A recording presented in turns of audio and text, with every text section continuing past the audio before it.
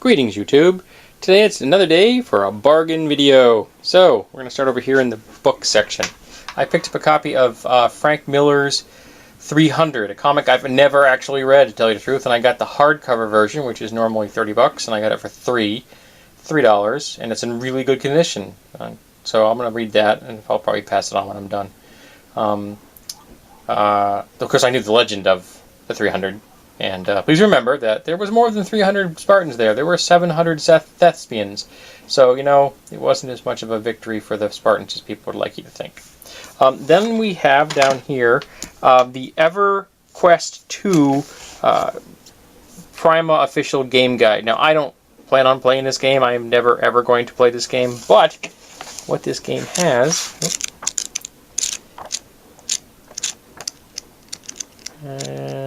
where are they?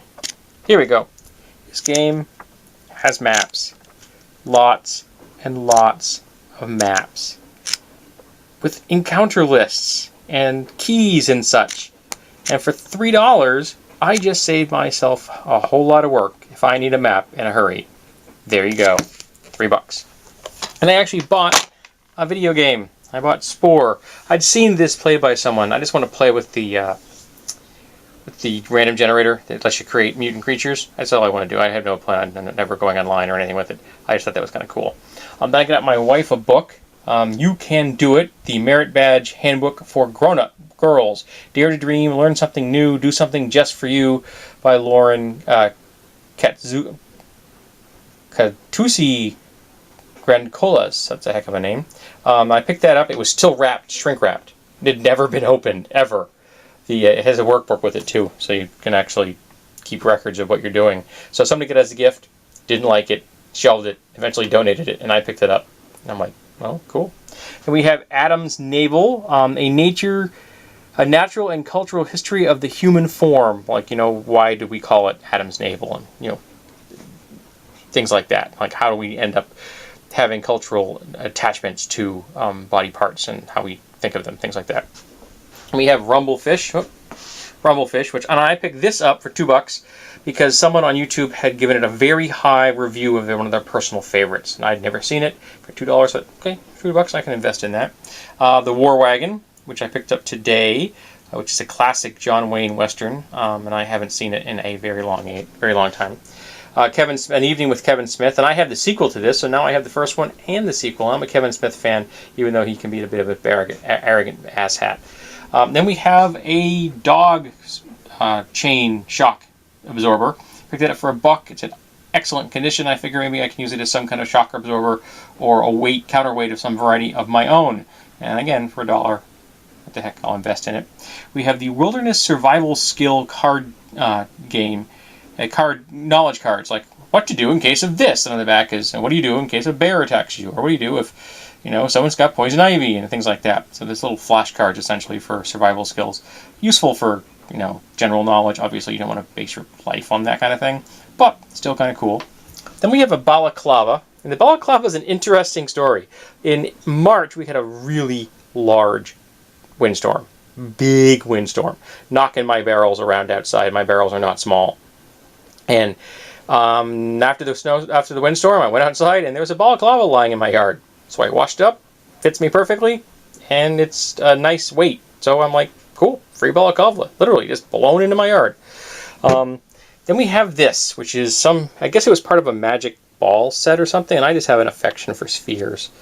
I find them fascinating, so I picked that up because I could. Then we have a bell, and we didn't have one of these. And now we do. And it was a good price. So I'm like, cool, we didn't have one of those. Then we have some ceramics. Now we have these 2 cups here, which are a set. And I'll be honest with you, the second one here has got a chip in it, and I'm like, I only need one there, but I couldn't bring myself to separate them. I really couldn't. They were made as a pair, and they should remain as a pair. And they don't appear to be signed or anything, so they're probably some, you know, college student, maybe an advanced high school student's project, but I really like them. And I like the palette, and I like the shape. And the one without the chip I'll be using as a fruit cup, as a juice, you know, a juice glass. The other one is to go into my display. But they were $1 a piece. So I'm like, I just can't bring myself to separate them. Then we have this one, which has a very wonderful primitive look to it. I like the color, the engravings on it are nice, the overall stoneware, and here we go, 1960. Oh no, yeah, 1963. So this is older than I am, and I thought that was fairly well executed for someone that's it's not. You know, I don't think it's a professional piece, but you know, it's quite well done. I picked this up today, which is a glass vase. I liked the shape and the fluting, and at one time I was a fairly large lover of glass, and I eventually became more of a fan of ceramics. But I like this one, so I thought I'd pick it up. I have no idea what I'm going to do with it, probably just display it. Then we have this cup, which will go into our use. And yes, folks, that's a pelvis and spine. I picked this up at Goodwill for $1. I'm like, I've got to own that.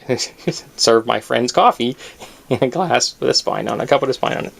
Then we have a bell. And this is a bell interesting because it's a bell within a bell. There's a bell and a bell and a bell, and a bell inside a bell, and it...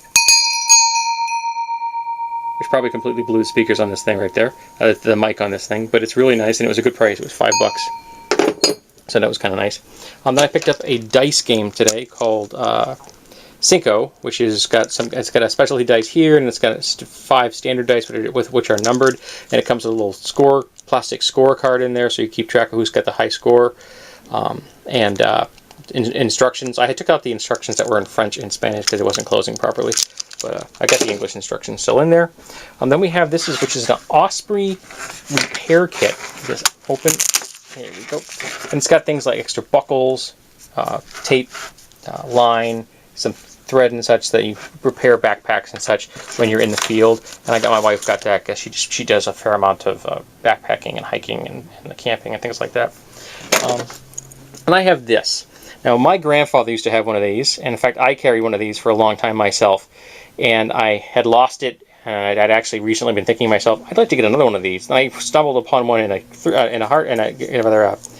antique shop for $4, which is probably less than I would have bought one new. This is a promo. It's got like some company logo on it. I don't care. I just bought it because it reminded me of my grandfather. And then we have this, which is a Pulse light from Princeton Tech. Impulse, rather. We have high, low, blinky, blinky, blinking off, and we got that for free. We might have got that as swag. Then we have this, which is a Garrity flashlight. Now, this is a fairly good-sized double D cell. It's got 2 D cells. It's got decent throw, nice flood. And what I liked about this, I picked it up for $2 at a thrift shop, and it didn't work because the batteries were dead. I put the batteries in it, and it did work. And then I replaced the bulb that was incandescent with an LED bulb for $5. So for $7, I got myself an LED flashlight, and I like about this is that as opposed to Maglites, which are better quality built, I will admit, it got a nice rubber grip. It's not slippery and cold like a Maglite is. A Maglite is smooth and cold because it's metal, and this is a nice feel. One of these is busted, so I can't actually use lanyard. There was a lanyard on here. I just cut it off, threw it away. But it's got a nice texture to it, and I liked it, so I'm like add it to my collection. And then we have the best find I found this week, and that is an iPod. This is the iPod Shuffle. Picked it up for $13, and it's a friggin' mystery. I have no idea what's on here. I don't own the cable that will let me access it. I have to order one, and then we're going to find out if it in fact works, and if it does in fact have anything on it, or I can store it and play my own music collection on it. So I'm ordering that cable today, and we'll see what happens. And I can return it if it doesn't work, so that's cool. But I thought, I like the mystery. Who knows? There could be anything on this. There could be Britney Spears on it or something. That's what my wife said. So I laughed. I said, if there's Britney Spears on this, I'm just going to crack up.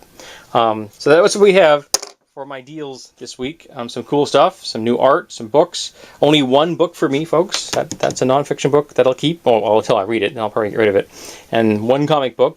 So I'm doing pretty good. Oh, my wife found the thing I had hidden because she had not seen it. I found it yesterday. She found it yesterday and she didn't tell me.